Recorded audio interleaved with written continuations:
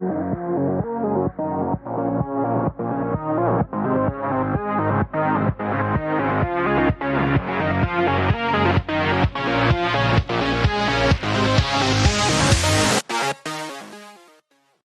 I'm Katrina and this is my channel and Cat We Trust. And in this video, I will be talking about R.L. Stine's Fear Street, which is based also on his series. The first movie was called Fear Street 1994. It's a trilogy. But before I get into all of my thoughts about the movie, I want you to please check out the channel, subscribe. I would love to have more followers. I would love to have more viewers. Tell me your thoughts, comments. I read everything I get. So please don't forget to do that. Now, this is a trilogy, so there are 3 movies. And the first one is 1994, but the next one is 1978. Most people know R.L. Stine for Goosebumps, you know, The Haunted Mask, which was actually my favorite one, Night of the Living Dummy, and The Cuckoo Clock of Doom, just to name a few. However, R.L. Stine was also known, for any of us really diehard horror fans, for Fear Street. Fear Street was more horrendous, more violent, way more amped up than Goosebumps, and it was geared to middle school age kids and teenagers. I, being the weird child that I was, read most of the Fear Street books before the age of 10. So I used to own all the Goosebumps books. I used to own all the Fear Street books. So I was extremely excited when I heard a few months ago that Netflix was doing this. I wasn't sure what to expect because, unfortunately, as somebody who watches a lot of horror movies fail me. And I like to be surprised. So I would say that the movie was very much campy horror, and I feel like most horror people will know what that means. I actually really enjoyed the movie, but before I tell you why, I know that this is going to be a couple of spoilers, so if you have not seen it yet, probably pause this video, stop the video, come back to watch it, because I'm going to spoil a few things. So in the very first scene, we meet the character Heather. She works at a mall. I want to say it's a bookstore, and I made a little reference to one of the books. I think it was The Wrong Number, which is one of my favorite stories from Fear Street. But anyway, make a little reference. I was like, yay, nostalgia. I showed the book. She worked in a bookstore at the mall. She is the very first person that is killed in the movie. Now, the person playing Heather is Maya Hawke, who is Sadie from Stranger Things. So I did notice her face, and I was like, oh, that's so cool.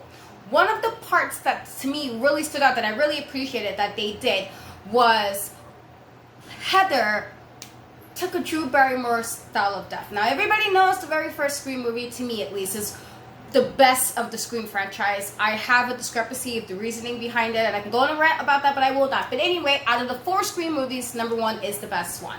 One of the most iconic scenes is Drew Barrymore getting brutally murdered.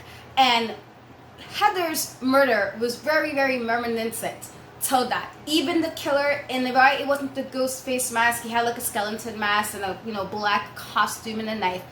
There were certain shots that was like very parallel to Scream 1 and a little old to Drew Barrymore. So I really appreciated that. That got me wanting to watch the movie. I was like, alright, so far so good, Netflix. Anyway, these are like regular teenage kids in a place called Shadyside, and this place is known for horrible murders. There's always this one person, every so often just kill a bunch of people, like just known for being serial killers. And besides that part, regular teens, you got the football team, the cheerleading team, the kids who sell drugs, babysitting, teenage girlfriend, boyfriend, girlfriend, but all of that in regular teenage problems. So I thought that was pretty reminiscent of a teenage movie. It was very 1990s, with the landline phones that other people don't have anymore. You have the really old school desktop computer that made me feel really old, because I'm like, oh, I remember these with the floppy disk and the dial-up internet that people don't understand because we have Wi-Fi now. But anyway, I really enjoyed the story. I did enjoy the movie, and there were my favorite characters. So I did appreciate a character named Simon. He was like super into the school spirit. He was also, I want to say, like one of the main characters. I thought he had a thing for Kate, who was one of the characters as well, but I'm guessing not. But he was like the comic relief, and I actually really liked him in this movie. So I was really upset, spoiler alert again, that he died. And I'm just like, so okay, you got the one guy who's making me laugh this whole movie, and you kill him off. I was just like, first of all, but no, what's this? I was upset. I was highly upset. I was devastated that he passed away. I didn't like it. There's another thing I did want to mention, because I was just like, first of all, we just gotta put some reality into this. So Kate was babysitting these 2 black girls, and you know, one of the scenes, and she had these girls sitting here bagging up drugs. And I don't know why it irritated me so much, because I'm like, of all the things that you have these 2 cute black girls doing, you got them here bagging up the drugs, Miss, why? And I'm just thinking, like, as a black, you know, I'm a mom, so as a mom, I'm like, I wish the babysitter, like, I don't have my kids with babysitters, because, you know, I just can't trust everybody with your children, but if this was my kids with a babysitter, and I found out they were giving, my, you know, helping the, you know, the babysitter bag up some drugs, I would have to, you know, beat this babysitter up. It just, I was really annoyed by that, and I don't know why it irritated me so much, but I'm like, listen, black people in horror movies, I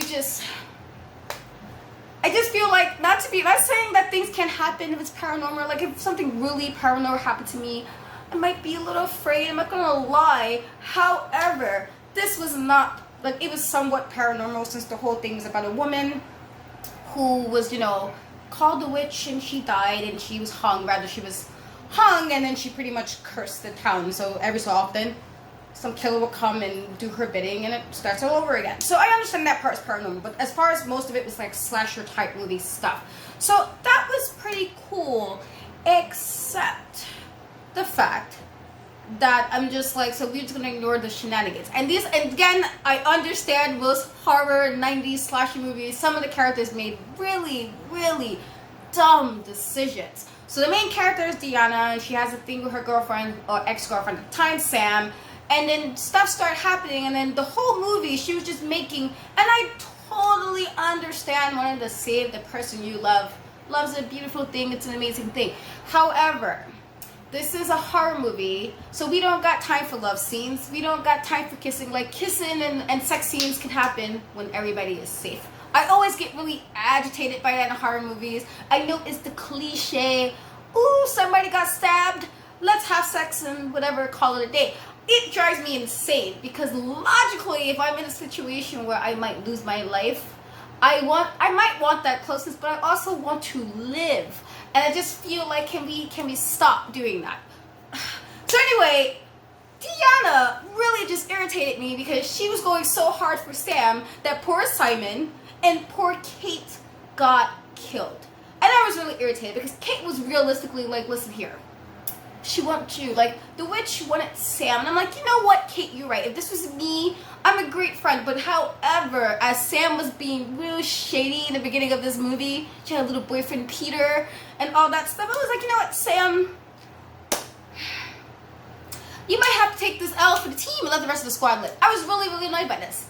Okay, and Kate had like one of the most horrific deaths in the movie, to me at least. I felt like everything was very bloody, very gory. Typical of 90s horror slasher movies, 1994, right? So I really, really enjoyed that. I was just really upset that Kate died. I was really upset that, you know,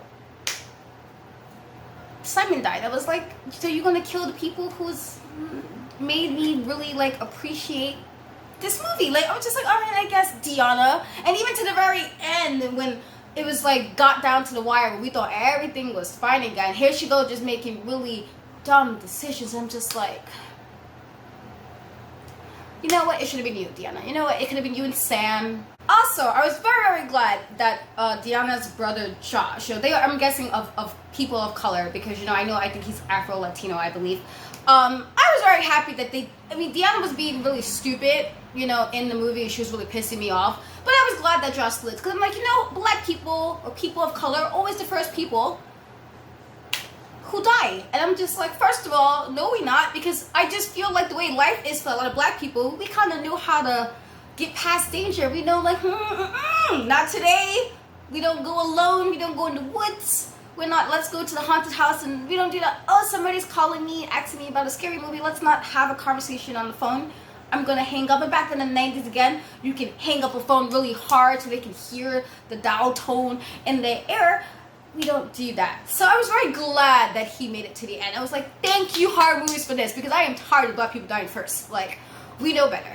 There's a lot of things, horror movies, we just not gonna do, okay? We value our lives. So anyway, even though I just ranted a whole bunch about all of this. I really enjoyed the first movie. I thought it was, again, very campy 90s horror slasher movie. Probably done well than most horror movies from the 90s. You know, 90s horror movies could be real freaking cheesy. And you're like, you know, it becomes cult classics because it's more of a nostalgia thing, not because they're necessarily great. Just like, oh, nostalgia. Like, I watched this when I was like 10 or like 8 or 6, whatever age what movies come out. So I really enjoyed the movie. I cannot wait for 1978, which is the installment for the next one. I believe another Stranger Things cast member will be in it. I will not spoil who it is, but she will definitely be in the next one. And I thought it was cool. I like the other serial killers that they brought back to life in the movie. I thought the guy with the axe, which I can't remember his name, so forgive me for that. He was like, okay, Jason on steroids. He was like super quick, and he had that real good accuracy with the swing, which is why Simon's not here, you know, justice for Simon. But otherwise, I actually really enjoyed the movie. It was a great movie. So if you have seen it, please tell me in the comments how you like it. What are your thoughts? Can you wait for part 2, part 3? Tell me. I cannot wait to hear them. Thank you so much for watching this video. Also remember to like, comment, and subscribe. I love you all. Thank you, and until next time, guys.